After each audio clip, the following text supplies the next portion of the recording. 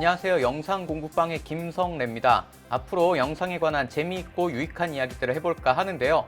이야기에 앞서서 구독과 좋아요를 눌러주시면 복 받으실 겁니다. 그동안 프라이머리 휠과 로그 휠에 있는 기능들을 이야기해 봤는데요. 컬러 휠즈 탭 하단에 있는 기능들을 한 가지씩 이야기해 보려고 합니다. 먼저 이야기할 부분은 컨트라스트와 피벗입니다. 우리말로 하면 대비와 중심점이 될 텐데요. 이름 그대로 대비를 조절할 때 사용하는 기능입니다. 컬러 휠 탭 하단의 1페이지에서 가장 먼저 보실 수 있는 기능인데요. 기본 값이 1부터 시작하고 0부터 2까지 조절할 수 있습니다. 대비를 높이려면 어두운 부분은 더 어둡게, 밝은 부분은 더 밝게 만들어야 하는데요. 이전까지 이야기했던 내용으로 보자면 리프트를 내리고 게인을 올리는 방식으로 접근해 볼 수 있습니다. 자, 대비를 낮추려면 반대로 리프트를 올리고 게인을 낮추면 되겠죠. 그런데도 컨트라스트란 기능이 따로 있는 이유는 리프트와 게인을 이용하는 것과 다른 부분이 있기 때문입니다.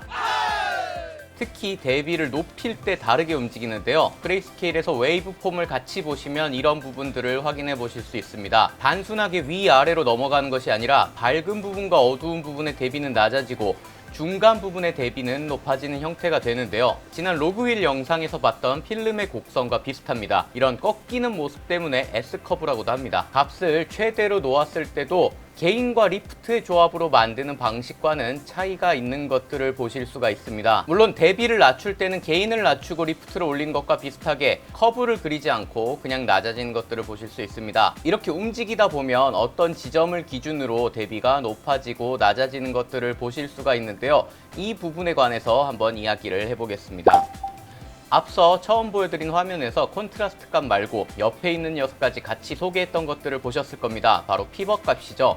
이미 다 눈치채셨겠지만 콘트라스트의 기준점 역할을 하는 녀석입니다. 사전에서 피벗을 찾아보면 중심점이나 중심축을 의미하는 것들을 보실 수 있습니다. 피벗은 0.435를 기준값으로 해서 0부터 1까지 조절할 수 있는데요. 여기서 주의해야 할 점이 하나 있습니다. 콘트라스트 값을 조절하지 않은 상태에서는 피벗 값을 아무리 움직여도 어떤 변화도 일어나지 않는다는 점입니다. 그도 그럴 것이 말 그대로 기준점이기 때문에 실제 값을 움직이지 않고 기준점만 움직였을 때는 아무런 변화가 없겠죠. 지난 로그 휠 영상에서 이야기했던 로우 레인지와 하이 레인지 역시 그 값만 움직여서는 아무런 변화도 없습니다. 섀도우, 미드톤, 하이라이트를 움직였을 때 기준이 되는 값들이 의미가 있게 되죠. 이런 의미에서 로우 레인지와 하이 레인지 역시 로그 휠의 피벗이라고 이야기할 수 있습니다. 이것이 우리의 기능. 그럼 움직임을 보기 위해서 콘트라스트 값을 최대로 놓고 피벗 값을 움직여 보겠습니다. 말 그대로 늘어나는 콘트라스트의 기준을 어디로 할 것인지를 보여줍니다. 반대로 콘트라스트를 가장 낮춘 상태에서 피벗 값을 움직여보면 회색의 밝기가 조절되는 셈이 됩니다. 어딜 기준으로 가장 밝은 곳과 어두운 곳의 차이를 없앨 것인가를 결정하는 것이다 보니까 그렇죠. 물론 이렇게 극단적으로 콘트라스트 값을 조절할 일은 거의 없을 겁니다. 그런 걸 할 리가 없잖아.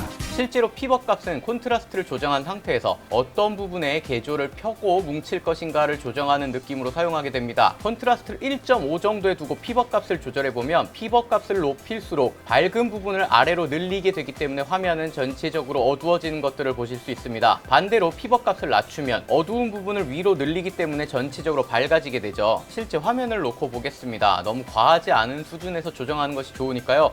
콘트라스트를 1.2에 두고 피벗 값을 조절해 보겠습니다. 이전과 마찬가지로 피벗 값을 높일수록 화면이 어두워지고 낮출수록 밝아지는 것들을 보실 수 있습니다. 피벗 값을 극단적으로 사용하면 한쪽으로 개조를 몰아버리게 되기 때문에 대비를 높여놨지만 오히려 화면의 대비가 낮아지는 현상이 생기기도 합니다. 이런 피벗 값이 있으므로 콘트라스트 조절이 의미 있는 것이다 라고 봐도 될 정도로 피벗 값의 조절은 중요한데요. 콘트라스트라는 기능이 단순히 화면의 대비뿐만이 아니라 개조의 배분에도 관여할 수 있도록 해주는 기능이기도 합니다. 엑셀렌트. 어찌 보면 콘트라스트와 피벗은 대비의 조정보다는 개조의 배분이라는 관점으로 바라보는 것이 색 보정 작업을 할 때 더 유용하지 않은가 하는 생각을 해봅니다. S커브와 같은 형태를 가지고 있고 그 중심점을 정할 수 있는 특성상 어느 부분에선 대비가 늘어나지만 반대로 대비가 줄어드는 부분이 생기게 되기 때문에 단순히 대비만 조정한다고 생각하면 놓치는 부분이 있을 수 있습니다. 그래서 개인적으로 콘트라스트를 올리는 것은 피벗 포인트를 기준으로 그 주변의 개조를 펴주고 피벗에서 먼 부분의 개조는 뭉치게 만든다는 관점을 가지고 사용하고 있습니다. 이렇게 개조가 뭉치는 부분이 있으므로 주의해야 하는 부분들이 있는데요. 이 부분에 관한 이야기들을 해보겠습니다.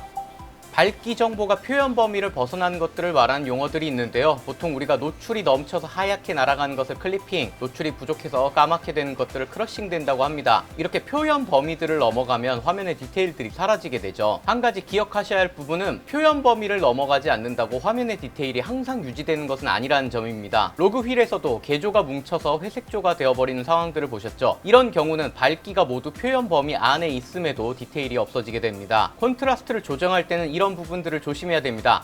양 끝이 고정된 상태에서 어떤 부분에 개조가 펴진다는 것은 다른 어떤 곳에선 밀려난 개조들이 뭉치게 된다는 뜻이기도 하니까요. 이런 개조의 재분배에 관한 이야기를 했었던 기능이 또 있었는데요. 바로 감마입니다. 감마 영상에서도 콘트라스트와 피벗 이야기를 잠깐 했었습니다. 감마는 가장 밝은 곳과 가장 어두운 것들을 고정한 상태에서 조정을 하는데요. 그러다 보니까 화면의 개조를 한쪽으로 모으는 역할을 합니다. 그러다 보니까 개조를 뭉치거나 펴는 역할을 하는 콘트라스트 기능과 같이 조합해서 쓰기가 좋은데요. 감마 영상에서 화면의 색상을 조정할 때는 감마와 오프셋을 보완적으로 사용하는 방식을 이야기했었습니다. 그런데 말입니다. 색상이 아닌 밝기의 개조를 재분배할 때는 감마와 콘트라스트를 보완적으로 사용해주면 좋습니다. 그도 그럴 것이 감마 자체가 개조를 재분배하다 보니까 이미지의 대비를 바꾸는 경우가 많아서인데요. 이미지가 너무 어두워 보여서 감마를 이용해서 밝혀주면 많은 경우 화면에 대비가 낮아 보이게 됩니다. 이럴 때 추가로 콘트라스트를 살짝 올려주고 피벗 값을 올려주는 것으로 해결이 되는 경우가 많습니다. 전과 비교해보면 화면이 밝아지면서 대비도 어느 정도 유지하고 있는 것들을 보실 수 있죠. 물론 이 방식은 밝은 부분의 개조가 뭉치게 됩니다. 감마로 이미 위로 올려서 뭉치게 만든 데다가 추가로 콘트라스트로 어느 정도 더 뭉치게 만드니까요.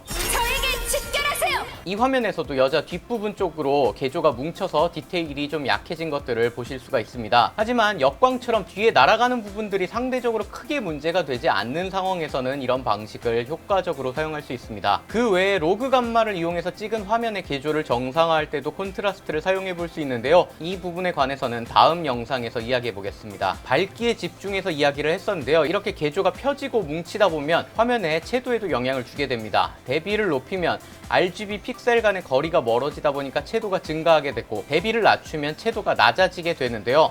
피벗 값의 조절에 따라서도 채도가 영향을 받기도 합니다. 지금까지 콘트라스트와 피벗이 어떤 식으로 작동하는지에 관한 이야기와 이 기능이 가지는 개조 분배에 관한 이야기를 해봤는데요. 다음 영상에서는 사용법에 관한 이야기를 해보겠습니다. 그럼 오늘은 여기까지 해보기로 하고요. 저는 다음 영상에서 찾아뵙겠습니다.